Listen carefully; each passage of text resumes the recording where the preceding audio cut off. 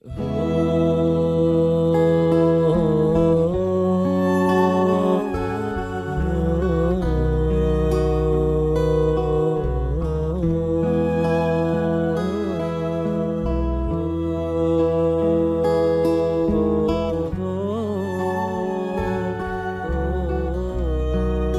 ta'ala di dalam Al-Quran berfirman, man yuridillahu bihi khairan yufaqqihu fiddin. Barang siapa ada orang tersebut Allah pengen jadikan orang ini baik dunianya, baik akhiratnya, baik keluarganya, baik hidupnya, baik suasananya, baik ketika dia berada di atas dunia, yufaqqihu fiddin, maka Allah akan gerakkan hatinya untuk memperdalam ilmu fikih terhadap pemahaman agama. Alhamdulillah. Mudah-mudahan kita jadi orang baik semuanya. Amin ya rabbal alamin.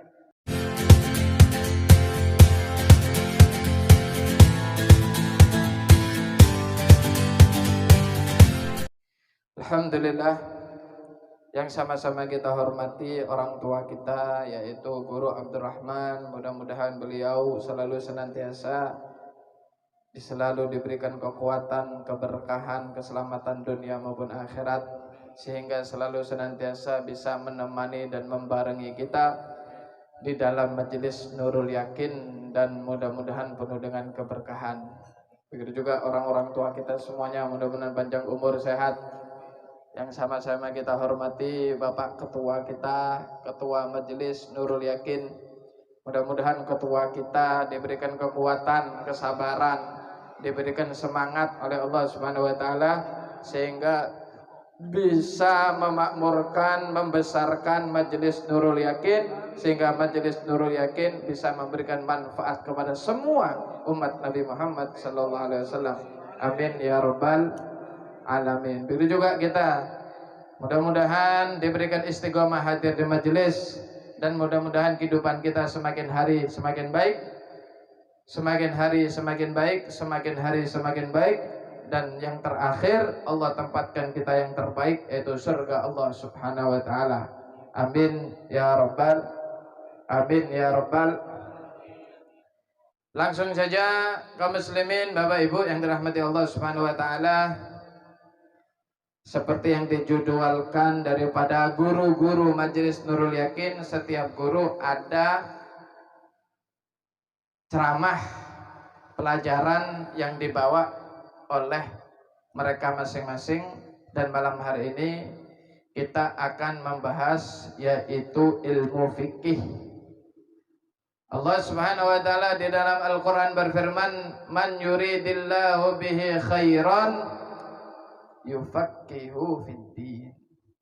Barang siapa ada orang tersebut Allah pengen jadikan orang ini baik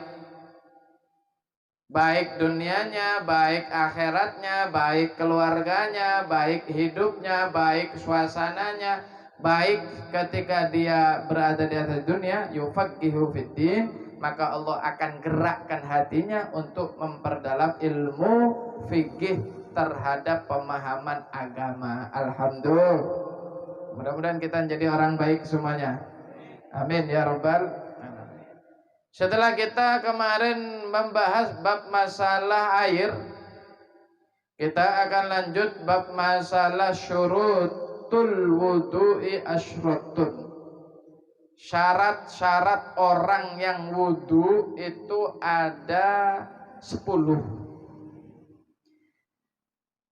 Al-Islamu, orang itu dikatakan wudunya sah.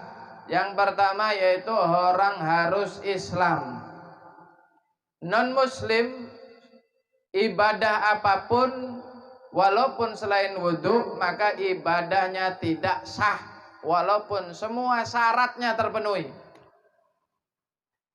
Orang mau menikah, ada cewek muslimah, ada laki-laki non-muslim, walaupun syaratnya terpenuhi, ada wali, ada saksi, ada penghulu, tetap nikahnya nggak sah. Kenapa? Karena syaratnya menikahi wanita muslimah, laki-lakinya harus muslim dan sebaliknya. Begitu juga haji, umroh. Semua syaratnya terpenuhi, bahkan orang paling sugih di Kota Bangun. Tapi sayang, non muslim ibadah umrohnya, ibadah hajinya enggak sah. Salat harus Islam. Walaupun ibadahnya sempurna, sujud, ruku, Fatihahnya fasih. Bismillahirrahmanirrahim. Tapi sayang non muslim enggak sah salatnya. Apapun syaratnya menyembelih binatang, yang pertama apa? Muslim. Sesembelihan orang non muslim walaupun syarat-syaratnya terpenuhi, maka binatang yang disembelih hukumnya haram dimakan karena menjadi bangkai. Haram dimakan. Karena itu kalau kita mau beli-beli, lebih-lebih itu ayam, kambing, apalagi daging-daging sapi yang impor dari luar tuh, maka kita harus teliti. Ini yang nyembelih siapa, pabriknya dari mana, kiriman dari mana, harus diteliti. Kenapa? Karena takut diri kita sudah malas ibadah kita nggak sempurna, ibadah kita sedikit, kemasukan barang yang nggak jelas, kemasukan barang yang haram, akhirnya kita rugi ketika meninggal dunia. Kemasukan barang haram, ibadah kita ditolak, sudah sedikit ditolak lagi, rugi. Nah terus kayak apa Beb? Gak mungkin kita berangkat ke Australia kan, cara menyembelih sapi di Australia. Ayo orang Kota Bangun, adalah yang berangkat ke Australia sana, ke Jerman sana. Jangankan ke Australia Bebai, nggih, haji atau umroh aja gitu. Kada kawa berangkat. Jangankan ke Australia, umroh aja kadang masih ngeredet. Lebih baik berangkat umroh daripada ke Australia. Lah terus kayak apa, Beb? Kita tahu barang yang diimpor itu halal kah haram, disembelih secara syar'i atau tidak? Gampang sekarang. Kita Indonesia punya yang namanya MUI. Jadi pian makan apapun, Bu, mau pian makan sendiri, mau pian makan, kasih makanan kepada anak, jangan langsung nukarkan. Mak, pengen itu mak, tukarkan. Mak, mau ini mak, tukarkan. Jangan, lihat dulu, ada sertifikat halal dari MUI apa enggak? Penting. Halal haram, itu penting. Kenapa? Rasulullah SAW bersabda, man akalal halal atau ajawarihuhu sya'am abah.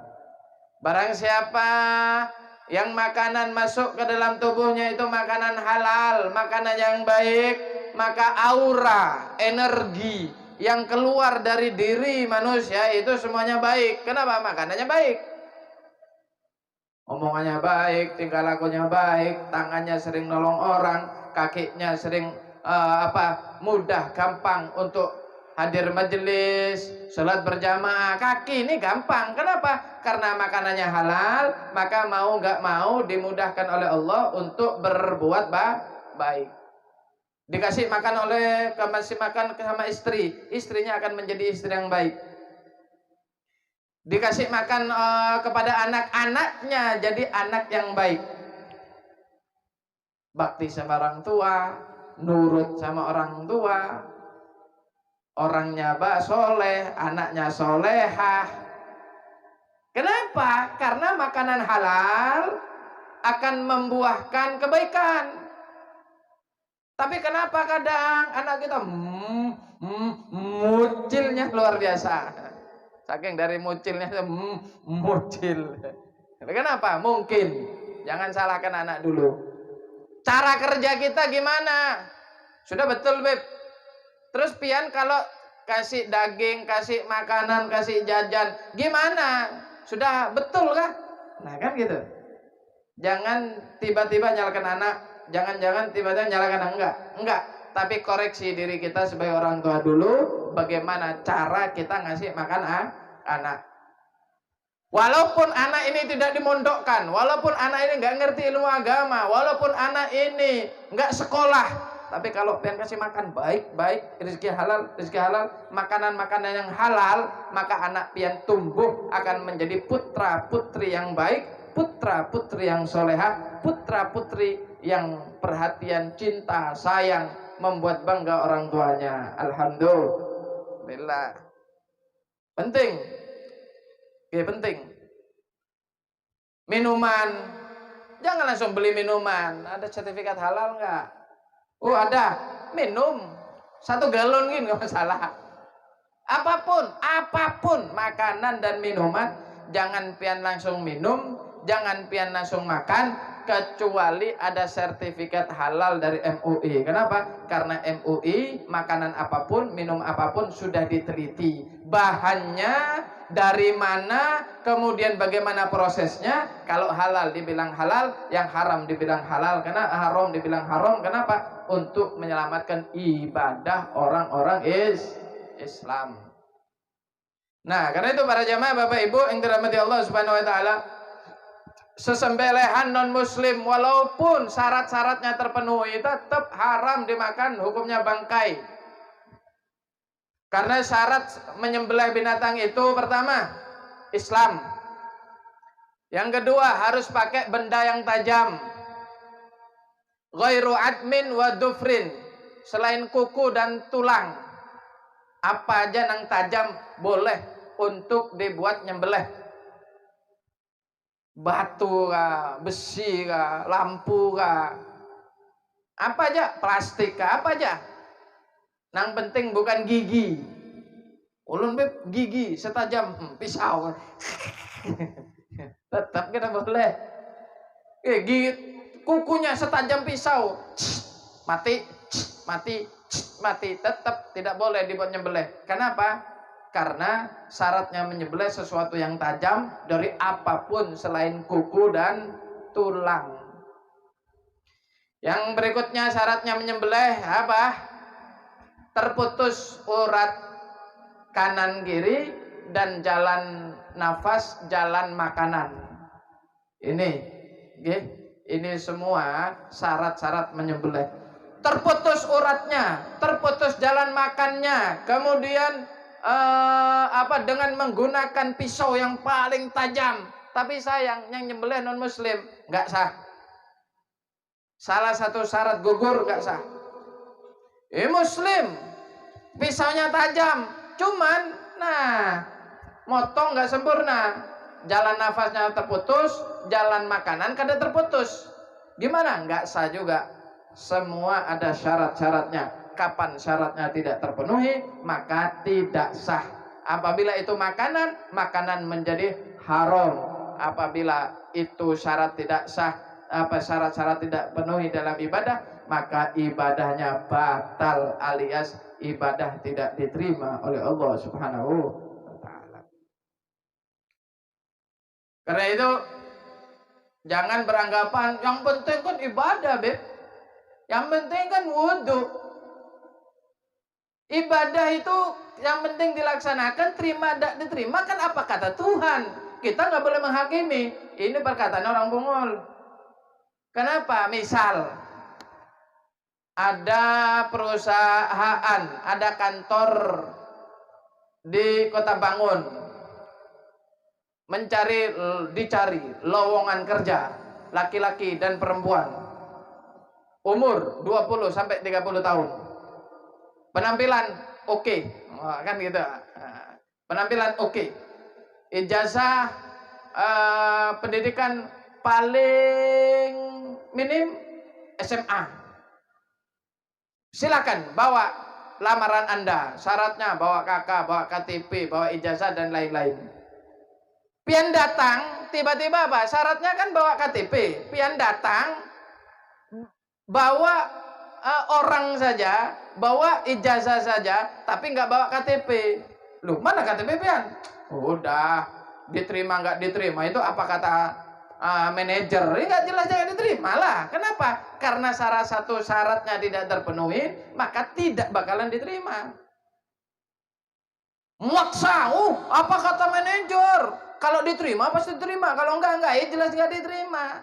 Itu kantor, itu orang ngelamar kerja, salah satu syarat tidak terpenuhi, tidak diterima pekerjaannya, ditolak lamarannya. Bagaimana ibadah kita dengan Allah Subhanahu wa taala?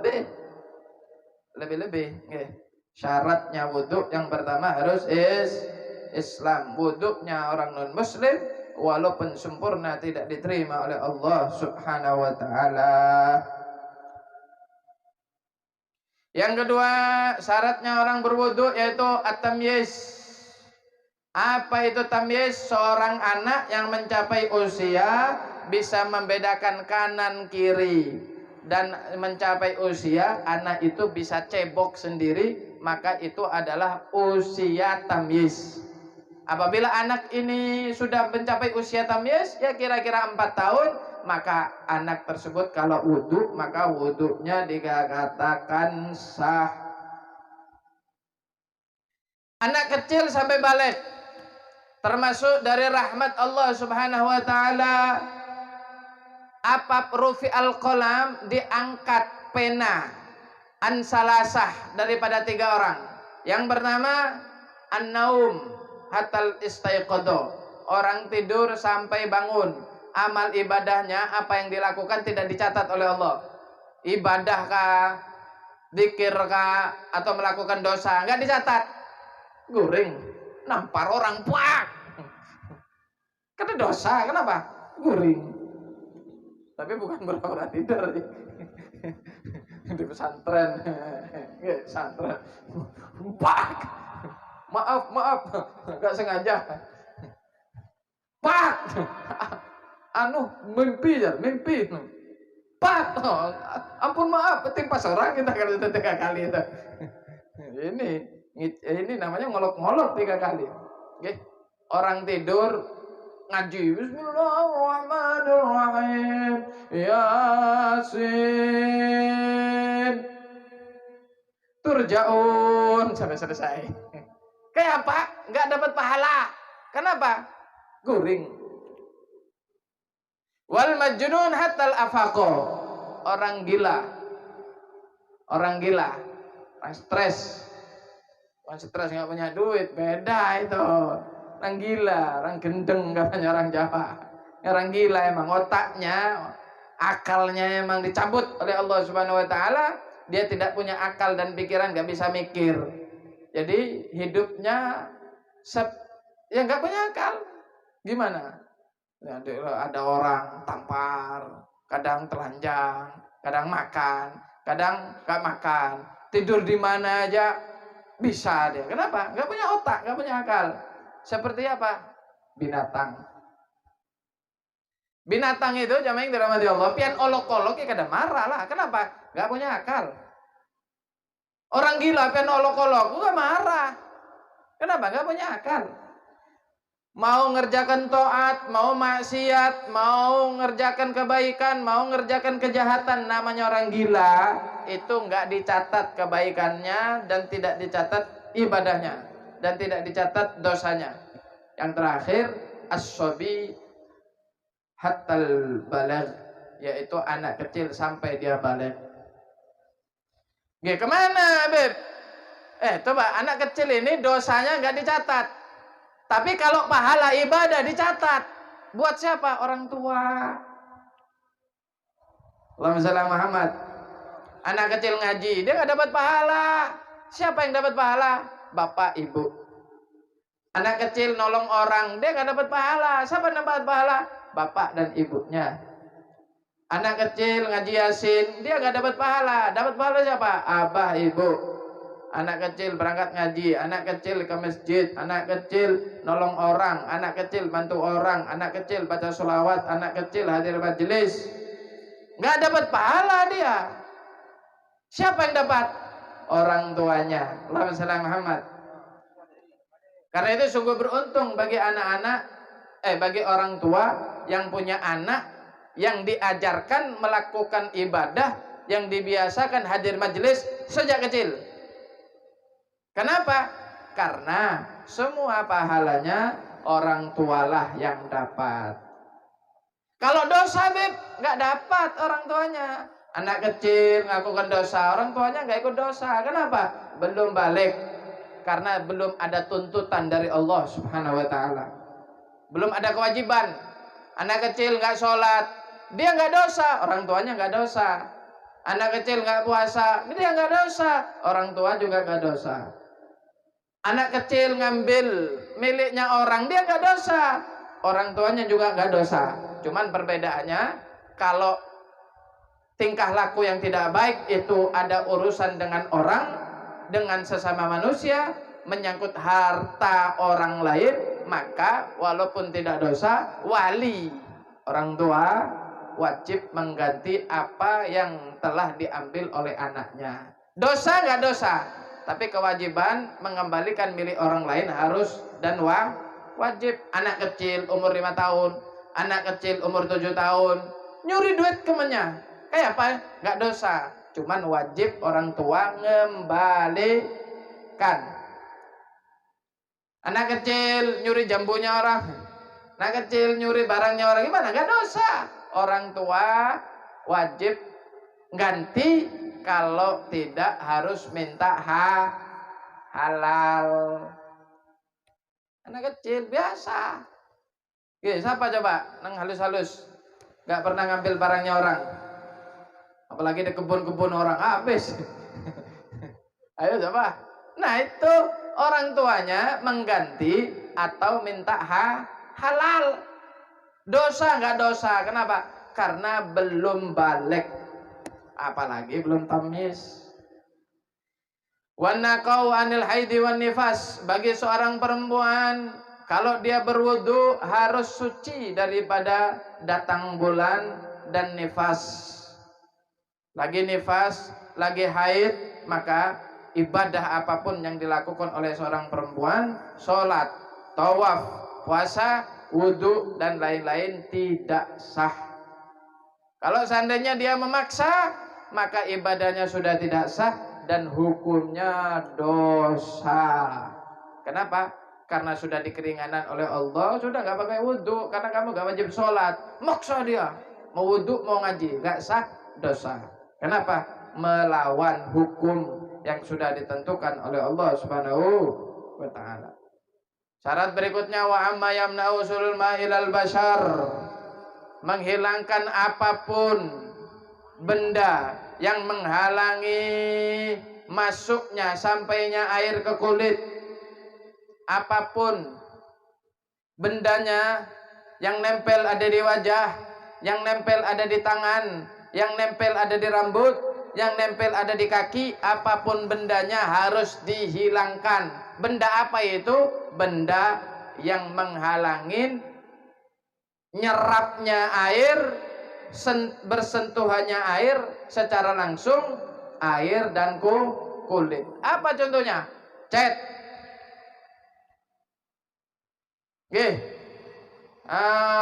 Sholat tip pian tempel, pian wudu. Ini kan enggak, yang di bawahnya sholat tip ini kan enggak kena air, maka wudunya tidak sah. Cat, apalagi minyak, kotoran, debu, apa aja benda yang menghalangi masuknya air ke kulit, menyerapnya air ke kulit, maka wajib dihilangkan. Kalau ada, maka wudhunya tidak sah walaupun setitik. Walaupun setitik. Karena itu kalau kita punya istri, kalau kita punya anak yang sudah balik, lihat-lihat, dia biasanya pakai cat kuku. Kalau dipakai di waktu datang bulan silahkan, karena memang dia nggak wajib sholat, dia tidak juga diwajibkan berwudu.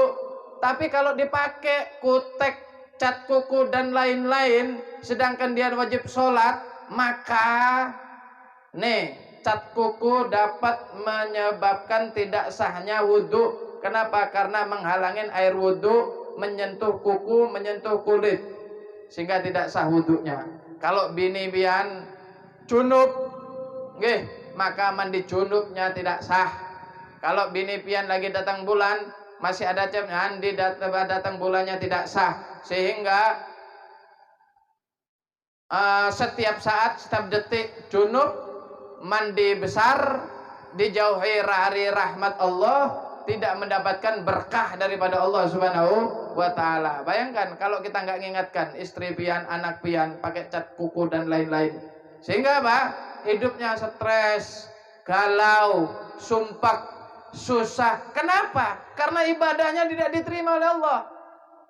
Salatnya ditolak oleh Allah. Kenapa salatnya ditolak? Karena dia salah, karena dia tidak memenuhi syarat-syarat ketika dia mengambil air wudu. Nah, kemudian menghilangkan apa lagi? Anggota wudu, rambut. Rambut. Gimana rambutnya? Gak boleh ada sesuatu yang menghalangi rambut. Apa? Lumpur, tepung, apakah? Harus emang betul-betul rambut yang kena air wudu. Lebih-lebih itu mandi junub. Orang laki-laki itu yang semiran tuh. Orang laki-laki yang semiran mewarnain rambut. Kamu ini semirnya apa? Ada semir itu mewarnain dan ada semir itu melapisi. Ada semir itu mewarnai, ada semir itu melapisi. Ketika orang laki-laki dan perempuan pakai semir rambut, pewarna rambut yang unsurnya itu melapisi, maka wudunya enggak sah, mandi junubnya enggak sah, mandi wajibnya enggak sah, mandi haidnya enggak sah semua. Akhirnya apa? Rahmat Allah enggak turun, malaikat rahmat enggak turun, malaikat berkah enggak turun. Hidupnya galau terus, susah terus, sumpah terus, stres terus. Kenapa? Karena hidupnya tidak dapat berkah daripada Allah Subhanahu wa taala. Jadi hati-hati. Nggih, lihat anak pian, istri pian, ponakan pian, lihat. Kenapa? Tawanu 'alal birri wat taqwa, saling mengingatkan, saling membantu di dalam kebaikan dan ketakwaan di hadapan Allah Subhanahu wa taala. Wa an la yakun 'ala ma yughayyirul ma. Di dalam tubuh kita tidak ada sesuatu yang dapat merubah air. Apa? Entah merubah air itu dari baunya dan warnanya. Contoh apa? Tangan kita ada catnya. Ada catnya kan? Maka sebelum wudu, cat ini dibersihin. Kalau sudah bersih, baru wudu. Ketika kita ada cat ini cat air, Beb. Karena air dia luntur. Oke. Tapi ketika pengen wudu, basuh wajah. Ketika basuh tangan, air wudu bercampur dengan cat, itu airnya kan berubah putih.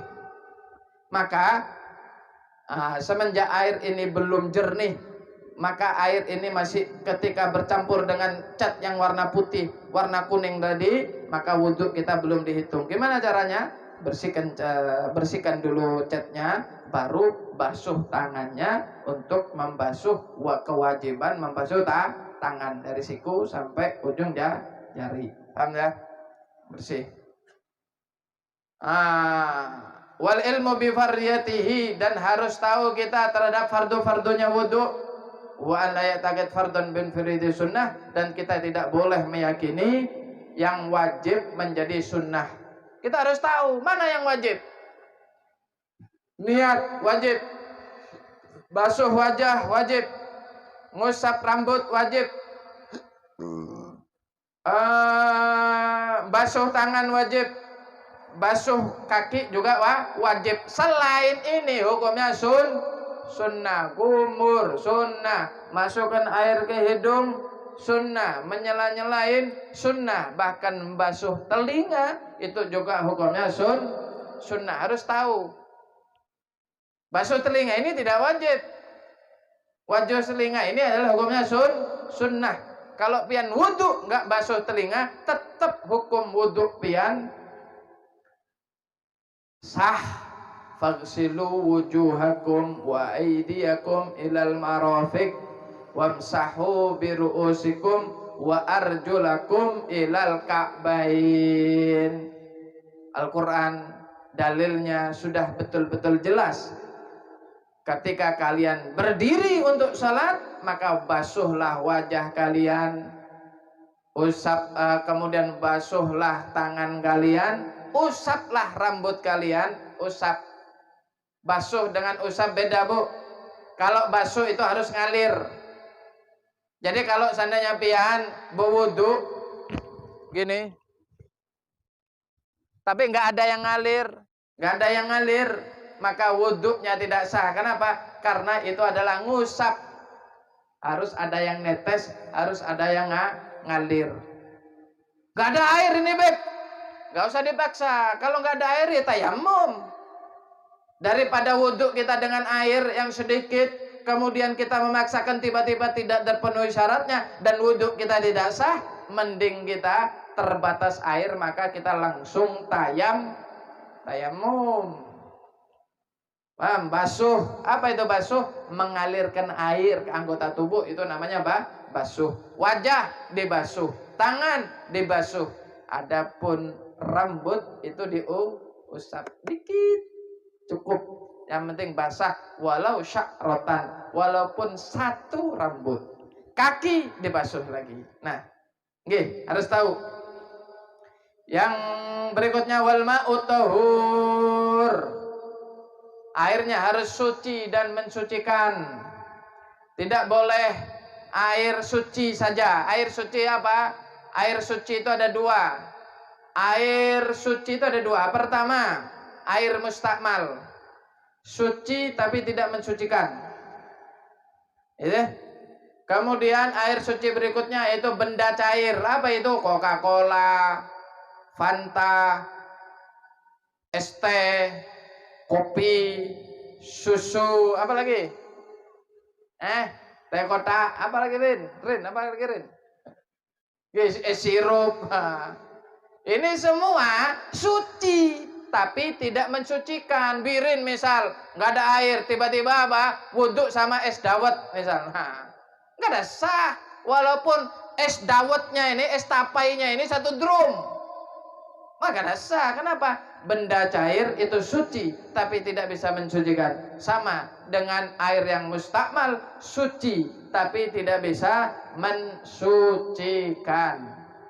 Nah, orang berwudu dan orang mandi wajib itu airnya harus suci dan mensucikan. Yang berikutnya itu wadukhulul wakti, masuk waktu. Bagi siapa yang masuk waktu? Wal mu'alatu lidaimil hadas, yaitu masuk waktu dan lanjut terus menerus bagi orang yang kena penyakit hadasnya keluar terus. Apa itu? Wasir. Ada orang ini, Pak, dikit-dikit air kencingnya itu keluar, netes. Nggih, atau maaf keluar dari duburnya dia, netes. Itu semuanya kan najis. Itu namanya daimul hadas. Kalau pian sholat isya wudu nggak batal, boleh lanjut sholat subuh.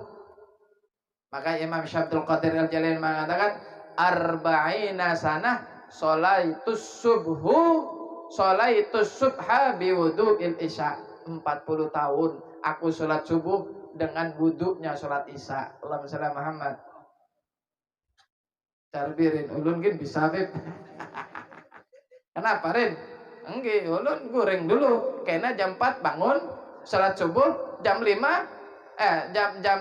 sholat isya, jam 5 sholat subuh.